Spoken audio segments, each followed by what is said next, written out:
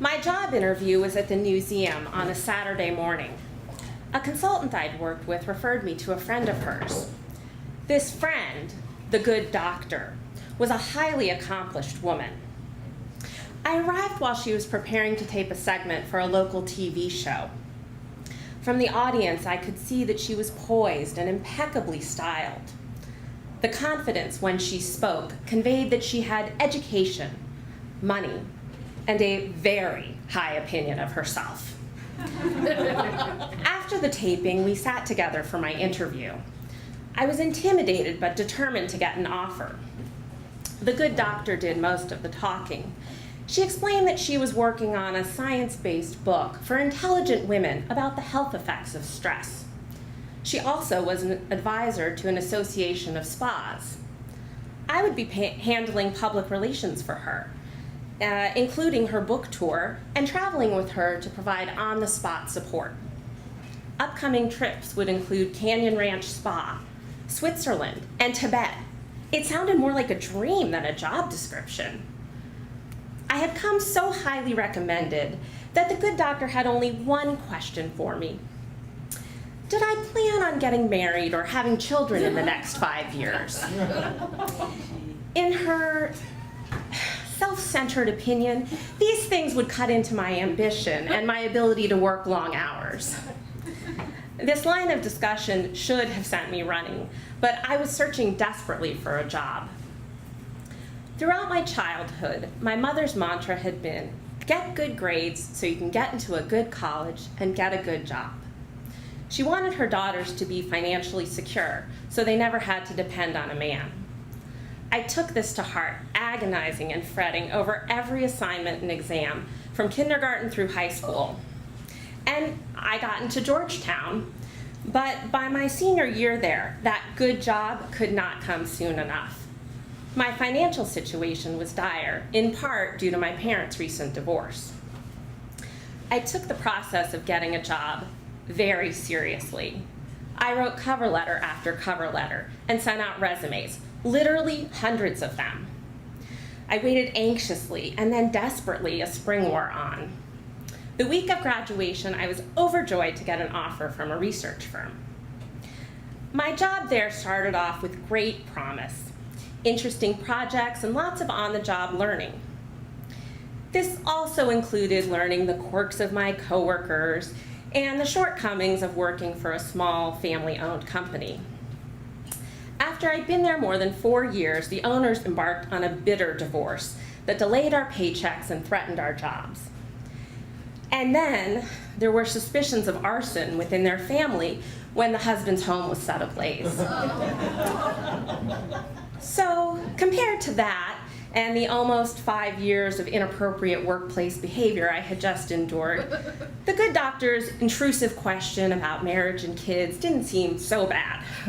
I answered no, and the job was mine.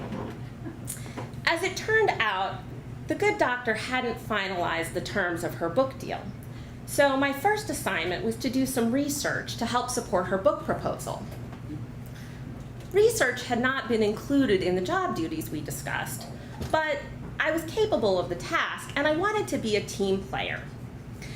I had to compile a list of popular books on nutrition and exercise, and then analyze about 40 that she selected from that list.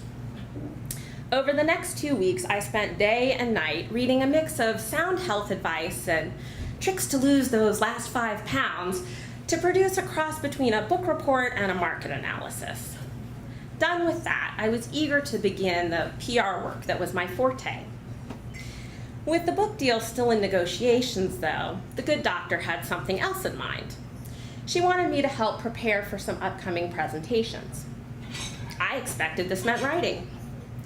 When I got to her office, she gave me a large plastic storage bin filled with slide carousels and nearly 1,000 images. My task was to label and organize the slides, many of which were cross-sections of various organs and tissue samples. I spread them out all over my living room floor and did my best to identify and group them by topic while resisting the urge to gag. I was relieved to give back the now organized bin to the good doctor, when she got back from her business trip and ready for the good part of this good job to begin. The Good Doctor's high-powered agent had closed a lucrative publishing deal, and they wanted to get the book into print ASAP. The doctor needed hard data to back up the anecdotal evidence from her practice, so I needed to put together an annotated bibliography of relevant scientific studies. Wait, more research? Didn't she hire me to do public relations? And when was the trip to Tibet? I couldn't wait to meet the Dalai Lama, or at least Richard Gere. I stammered something about how this wasn't what I was expecting based on the interview and my experience. The Good Doctor, impatient to get to her next appointment, explained that the publisher had set such a tough deadline. She just needed me to do this, and she hurried me out the door. My dreams of jet-setting to exotic locations and luxury spas went up in smoke as I spent much of the next several months in Bethesda at the National Library of Medicine. I requested and photocopied hundreds of articles on diet, exercise, stress, and so on from scientific journals. At home, I read and summarized the articles, often working 12 to 16-hour days. Every other week, I took the growing stack of papers to the Good Doctor's office so she could review my work. And while I was there, I'd print out her emails, since that was beyond her despite her numerous degrees. As work on the book progressed, the Good Doctor grew more demanding. Her rising aspirations compelled her to work round the clock, and she pushed everyone else to do the same. After 6 months, I finally got permission to take a week off, unpaid. Fearing that I would forget to deliver some files to her before I left on my vacation, she had one of her assistants call me at my home to remind me, and when I didn't answer there, at my boyfriend's home, at 6 a.m. on a Saturday. Clearly, this woman, though she was writing about the effects of stress, knew nothing of boundaries. In fact, I was not the only one suffering from her 24/7 demands.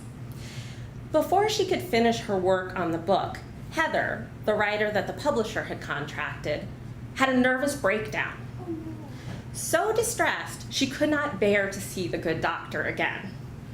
I was sent to Heather's house to retrieve the doctor's files and Heather's work in progress. She stood on her doorstep in her bathrobe and shoved bags of papers and discs at me. Now, Heather and I were part of a team of more than a half dozen working on the book, and it was really taking shape. A different shape. What had been envisioned as a high-minded scientific explanation of the connection between stress and metabolism was, under the direction of the publisher and its six-figure book advance, being molded into a best-selling diet book.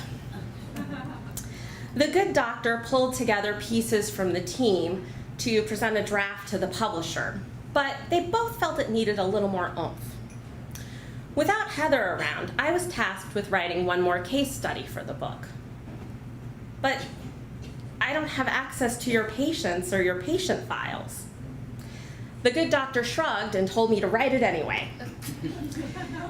Now, I was under no illusion at this point that the book was some sort of scholarly oeuvre, but she had pretty much told me to fake a case study. I decided I needed to be as honest as I could. I wrote about Carrie, a writer who was suffering under the incessant demands of her arrogant, indifferent boss. I went on and on, expressing every indignity and frustration from the months of working for the Good Doctor, and then shared how Carrie was following the doctor's advice to deal with her stress, including a healthy eating plan and playing tennis in the evenings with her boyfriend. I expected that the Good Doctor would recognize it for what it was and fire me on the spot. But when I submitted it, she simply skimmed it and said, "Good job," and into the book it went. About 10 months into the job, the finished book was submitted to the publisher. Finally, it was time for the PR work, but her agent and publisher handled all of the media outreach. Since the book was now targeted to a broader audience, Their focus was on making the good doctor more relatable. Their first priority was to address the doctor's habit of raising one eyebrow when she said something that she thought was especially insightful or clever. On TV, it read as condescending, and really, that's what it was. This habit was so ingrained that no amount of media training could break her of it. So the team recommended medical intervention. They suggested this newly approved procedure I had never heard of. The good doctor got Botox injections to keep her from sneering at the commoners.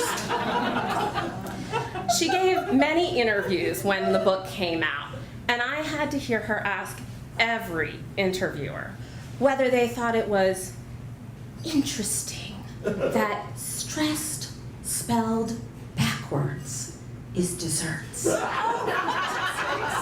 If only bitch spelled backwards meant something, I'd have had a question for the good doctor. I did eventually get to do some PR work for her. I wrote her weekly email newsletter, including dispensing medical advice to her readers, and I participated on her behalf, as though I were her, in an online debate against Dr. Atkins and other authors.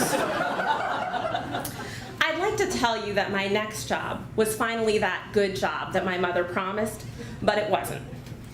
As with finding a mate, desperation is not the frame of mind you want to be in when looking for a job. I did, however, find a good man, and we can depend on each other. And I made him my husband, despite the good doctor's warning that marriage was a surefire career killer for a young woman. Thank you.